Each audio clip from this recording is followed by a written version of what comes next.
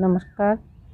आज हम कक्षा 7 की संस्कृत विषय की पुस्तक का पहला पाठ पढ़ेंगे, जिसका नाम है सुभाषितानी। सुभाषितानी का अर्थ होता है सुंदर या सुंदर मधुर वचन। सुभाषितानी का अर्थ होता है मधुर वचन। तो पहले हम इनके शब्दार्थ का ज्ञान कर लेते हैं, शब्दार्थ पढ़ लेते हैं, ताकि हमारा भावार्थ करना या अनुवाद प्रकरण हमारा सरल हो जाए। आज हम पहले शब्दार्थ का अभ्यास करेंगे। पृथ्व्याम यानी धरती पर, सुभाषितम सुंदर वचन, मूढ़े यानी मूर्खों के द्वारा, पाषाण खंडेषु यानी पत्थर के टुकड़ों में, रत्न संज्ञा यानी रत्न का नाम, विधीयते का अर्थ होता है किया या समझा जाता है, धार्यते यानी धारण किया जाता है, तपते यानी जलता है, वाति यानी बहता है या बहती है, वायुश्च यानी पवन भी, प्रतिष्ठितम यानी स्थित है, तपसी यानी तपस्या में, शौर्य यानी बल में, नए यानी नीति में, विस्मय यानी आश्चर्य, बहुरत्ना यानी अनेक रत्नों वाली, वसुंधरा यानी पृथ्वी, सिद्धिरेव यानी सज्जनों के साथ ही, साहसित यानी साथ बैठना चाहिए, कुर्विते का अर्थ होता है करना चाहिए, सिद्धि विवादम का अर्थ होता है सज्जनों के साथ झगड़ा, क्षमा वशीकृत लोके, संसार में क्षमा सबसे बड़ा वशीकरण है, अर्थात संसार में क्षमा ही ऐसा है जिसके कारण सबको वश में किया जाता है। ना सिद्धे भी यानी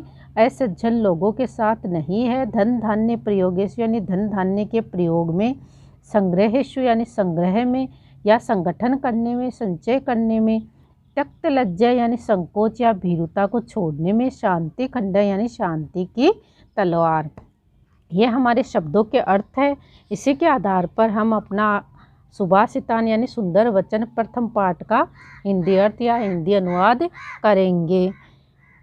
पहला श्लोक है हमारा, पृथ्व्याम यानी पृथ्वी पर या धरती पर, त्रीणी यानी तीन, रत्नान यानी रत्न, जल यानी पानी या जल, अन्नम यानी अन्न, सुभाषितम यानी सुंदर वचन, मूढ़े यानी मूर्ख लोग, पाषाण खंडेषु यानी पत्थर के टुकड़ों में, रत्न संख्या यानी रत्नों के समान, विधीयते यानी मानते हैं।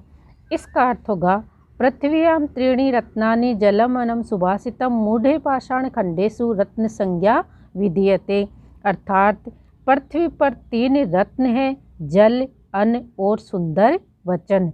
मूर्ख लोग तो पाषाण खंडेषु पत्थर के टुकड़ों को ही रत्नों की संज्ञा या रत्न के समान विधीयते यानी मानते हैं। मूर्ख लोग तो पत्थर के टुकड़ों को ही रत्नों के समान मानते हैं। दूसरा है, सत्यन धार्यते पृथ्वी सत्यन तपति रवि है, सत्यन वाति वायुश्च सर्वेम सत्य प्रतिष्ठम।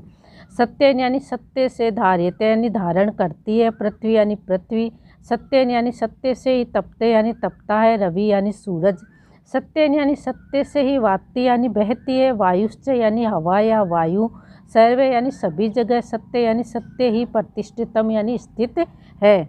इसका अर्थ होता है सत्य से ही पृथ्वी, सत्य को ही पृथ्वी धारण करती है, सूरज सत्य से ही तपता है और वायु सत्य से ही बहती है और सभी जगह सत्य ही स्थित है। एक बार फिर देखेंगे, सत्य से पृथ्वी सत्य को ही धारण करती है और सूरज सत्य से ही तपता है और सत्य से ही वायु बहती है, सभी जगह सत्य ही स्थित है। तो आज हम इन दोनों का अभ्यास आज हमने इन दोनों का अभ्यास किया है। इनको कॉपी में करना है, इस श्लोक को और श्लोकों के अर्थ को। पहले हम शब्दार्थ करेंगे, उसके बाद हम श्लोक और श्लोक के अर्थ करेंगे। आगे का हमारा जो आगे के श्लोक है वो हम आगे के वीडियो में करेंगे। धन्यवाद।